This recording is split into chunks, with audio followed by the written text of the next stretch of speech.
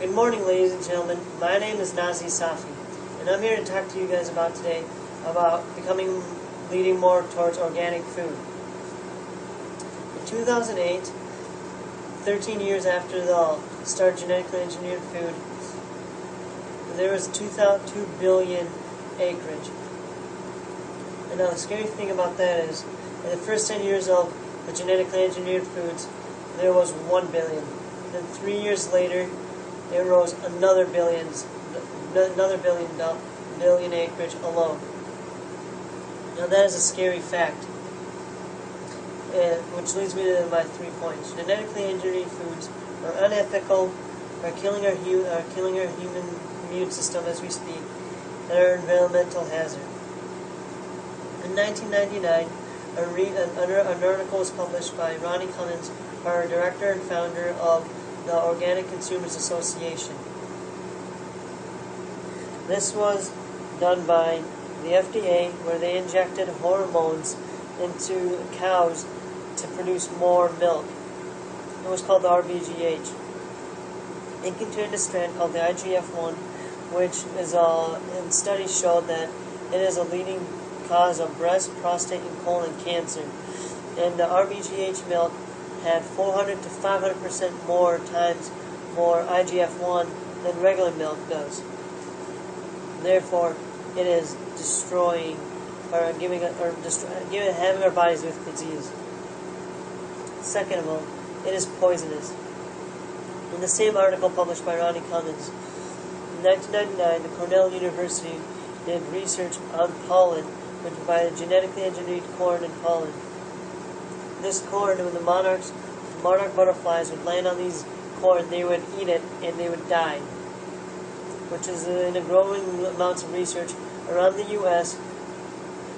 for proving this theory, with birds and ladybugs also eating this corn and dying. Another research was done by Anthony Lepe, who has a doctorate in experimental pathology from the University of Pennsylvania, published in the Journal of Medicinal Foods, showed that genetically engineered foods tend to have less phytoestrogen compounds, which are a key component in our human body for preventing heart disease and cancer. Therefore, that gets us to think that genetically engineered foods are destroying our immune system slowly. And another main point is destroying our environment. It's genetically polluting our environment as we speak. Wind, rain, and bees pick up the pollen and they blow it on to other farms that may or may not be genetically altered.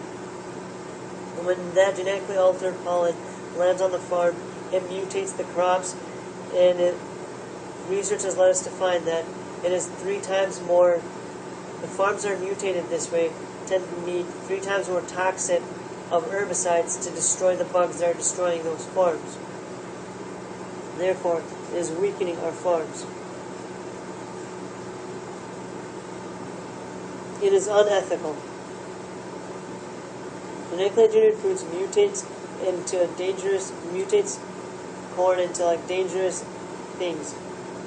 In a research done by Mei Wayne Ho at the Institute of Social Security in the United Kingdom, and Joe Cummings at the University of Western Ontario in Canada, and Peter Saunders from King's Crown College from the UK, shows that genetically engineered foods are damaging our genes in unpredictable ways that average with only a 0.001% of a success rate, which is a very small chance.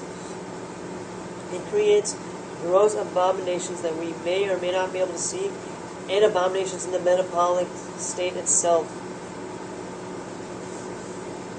And after a while, these mutated genes tend to mutate by themselves, causing even further trouble for our bodies.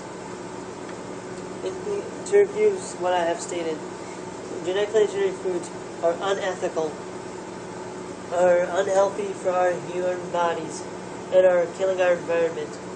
And I hope that you have liked what I have had to heard. I hope you have liked what you have heard.